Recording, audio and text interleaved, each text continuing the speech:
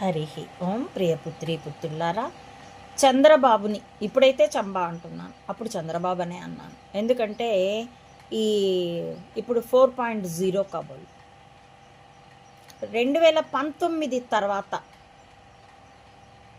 2024 తర్వాత మరింతగా చంబా అనే పిలుస్తున్నాను.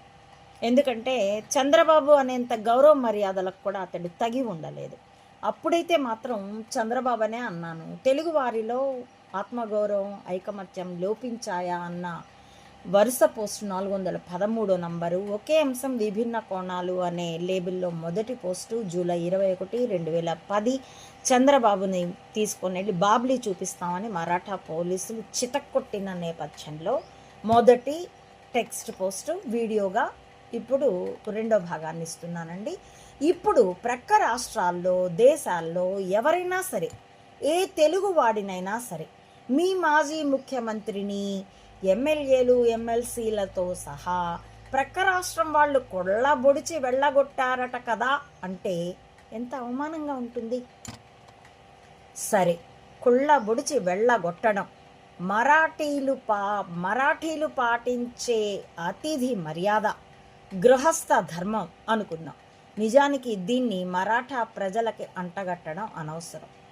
అశోక్ చవాన్ ఆజ్ఞలు పోలీసులు పాటించారు, కాంగ్రెస్ అధిష్టానం ఆజ్ఞను చవాన్ పాటించాడు, అంతే. ఇందులో ఉన్న అసలు కారణాలు, అంతర్గత పోరులని తరువాత ముచ్చటిద్దాం.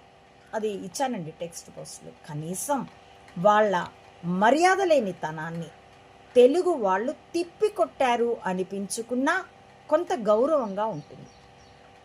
అలాంటి చోట ప్రజలకు ప్రతినిధులమని చెప్పుకునే రాజకీయ రాక్షసుల ప్రవర్తన ఎంత నీచంగా ఉంది.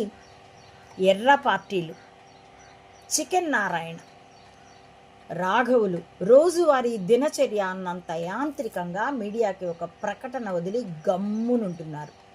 చంద్రబాబు గతంలో ఈ రాష్ట్రానికి 9 ఏళ్ళు, 1995లో మామకు వెన్నుపోటు పొడిచి కోలదోసి చావగొట్టినప్పటి నుంచి ఎప్పటి వరకు 2004 వరకు 9 ఏళ్ళు ముఖ్యమంత్రిగా పనిచేశాడు. ఇప్పుడైతే 14 ఏళ్ళు, ఇప్పుడు 15వ ఏడు పూర్తవ్వనొస్తుంది. అలాంటి ఆ ముఖ్యమంత్రి అప్పటికైతే 9 ఏళ్ళు ముఖ్యమంత్రిగా పనిచేశాడు. ప్రస్తుత ప్రతిపక్ష నాయకుడు, అప్పుడైతే రోసయ్య హయాం నడుస్తున్నది.